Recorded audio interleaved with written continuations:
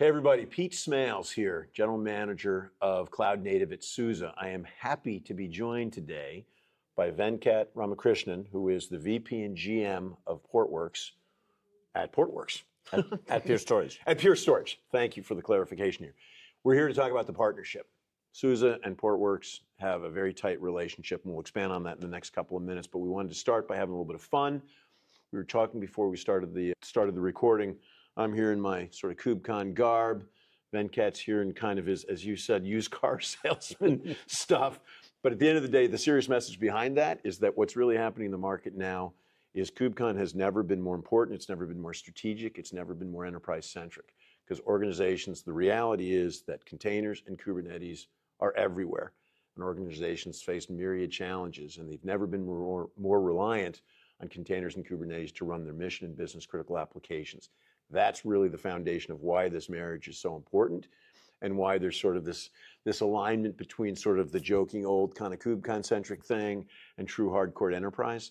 That really is the foundation of what customers need, and it's a great partnership between the two of us. So we're just going to riff on a couple different topics. So Venkat, over to you. Pete, thank you so much. I'm glad you nailed the name, Ramakrishnan, right? I mean, now I want you to say it like 5 times without. In my head, I got it.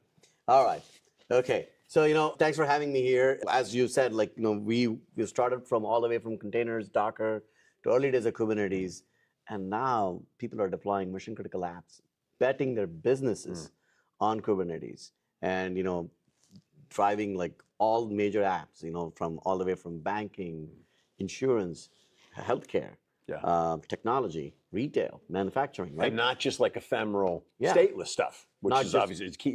We're talking enterprise apps here. Exactly. I mean, all enterprise apps are by nature have state, right? Yeah. And and then what is the other thing that has happened is nobody wants to manage. Oh, I'm going to do a stateless infrastructure and a stateful infrastructure, stateless in Kubernetes, stateful in VMs, right? Now what we are seeing is it's all converging. Everybody wants one control plane. That's Kubernetes, and you see this a lot here, right?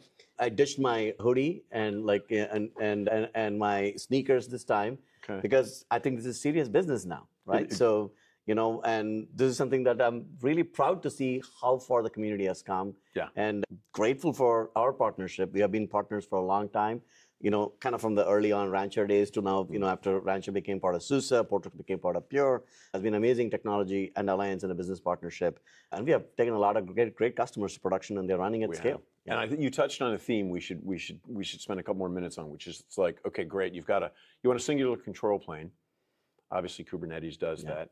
Role of SUSE Rancher Prime and SUSE's, we're sort of that general purpose modernization platform, if you will, cloud native. And at the same time, they also want a consistent control plane as it relates to enterprise storage and overall data management.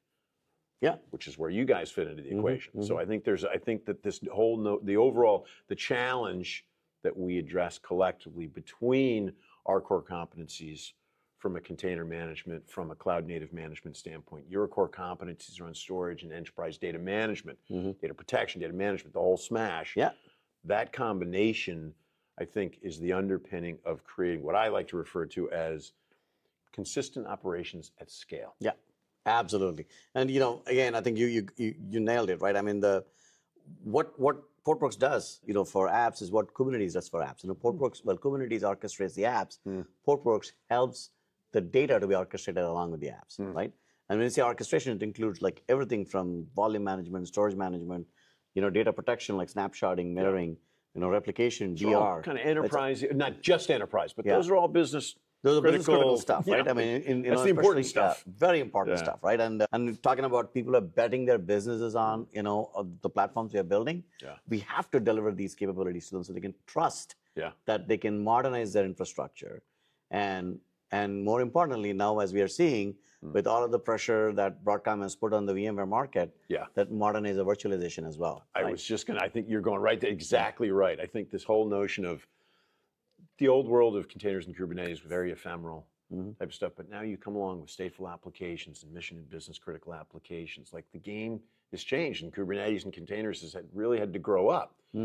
And so ultimately, if we're going to be that modernization platform. So I think, to your point, I think there's kind of, maybe we want to double click really right in 2 areas. We could start with the VMware stuff. You just mentioned that. Clearly a key integration point and partnership point for us is around VMware modernization. Mm-hmm.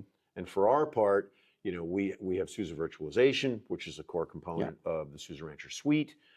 As folks may not be familiar, we very recently announced at SUSECon integration, certification of third-party storage led by Portworx. So very excited about that. That I think is a really good example of SUSE virtualization as a bridging strategy to manage VMs and containers next to each other with the additional flexibility of not just the storage, obviously the data management as well, but maybe expand on that. What we are seeing is that as these enterprises scale their deployments, as more and more applications come into containers, there's generally been, like a resistance towards running two different estates. Like there's a bunch of VM estate that runs the legacy apps that's based on kind of the legacy industry standard hypervisors, and then containers on a modern hypervisor control plane like Kubernetes, right? So we are already seeing the shift where customers were basically saying, customers were already on Kubernetes, said, why am I running these two different estates?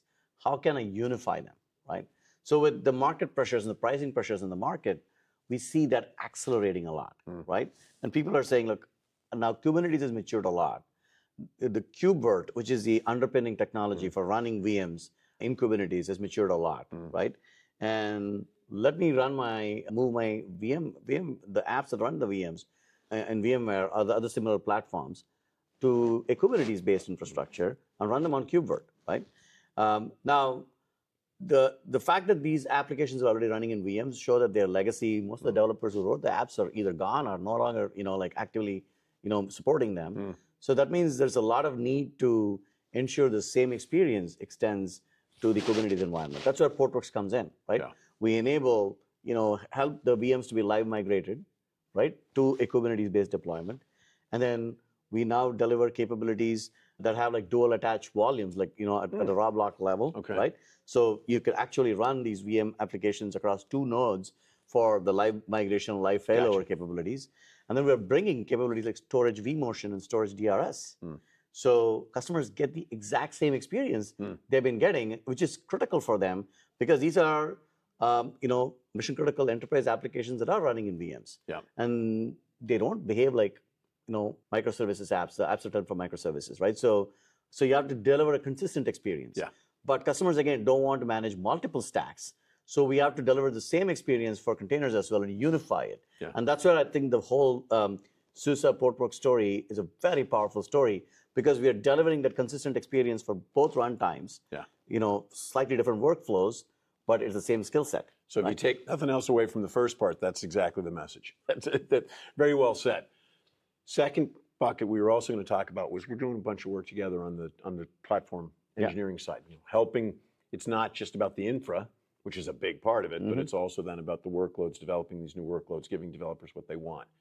So for our part, we've been working on enhancing the developer experience. We introduced the virtual clusters. We recently introduced a private registry, introduced what we call validated designs, which is about creating an opinionated prescriptive reference architecture.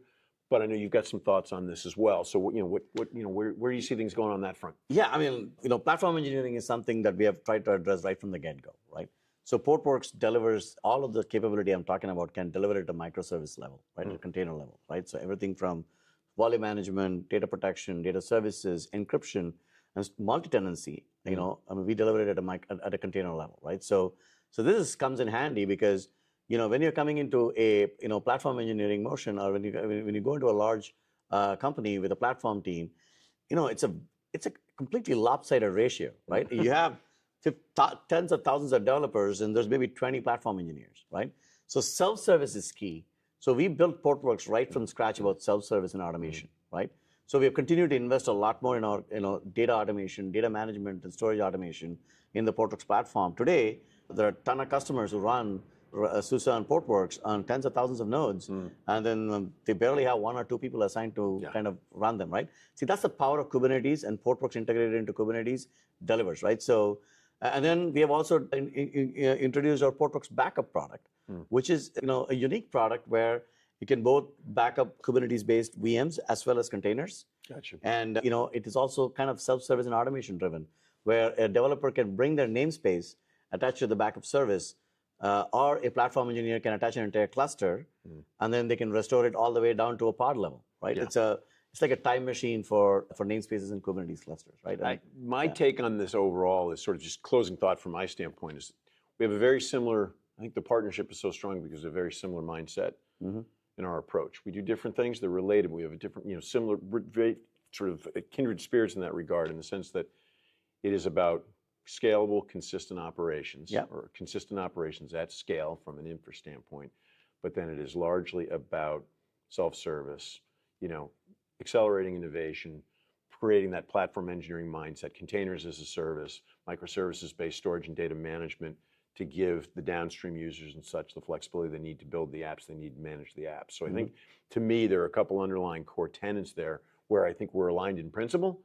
Everything builds from that from a partnership standpoint. So certainly from the SUSE perspective, really excited about what we're doing and very excited about the future. Yeah, same here. Thank you. And we have joint customers. Oh, yes, of course. Yes, like please. Rivian, who has deployed SUSE and Portworx in production, helping them manufacture cars and saving the planet. And, and this is a mission critical infrastructure. You cannot have any downtime because it impacts production of the cars, right? And, we now have a SUSE Rancher, right? And then Portworx and Portworx Data Services, right? Which is essentially a single-click provisioning for about 12 different data services and zero-touch maintenance. It's completely day 2 of operations we automated for Rivian. And so Portworx Data Services, Portworx Enterprise, Rancher Prime. Yeah, absolutely. Perfect. So that's the winning combination there. And they're an extremely happy customer, continuing to scale, continuing to grow, and continuing to make cars faster. Right. So. And thank you for reminding me. I would have skimmed right past the customer part. So anyway, really appreciate your time. Thanks, Looking Peter. forward to continued partnership. Thank you. Thanks, everybody.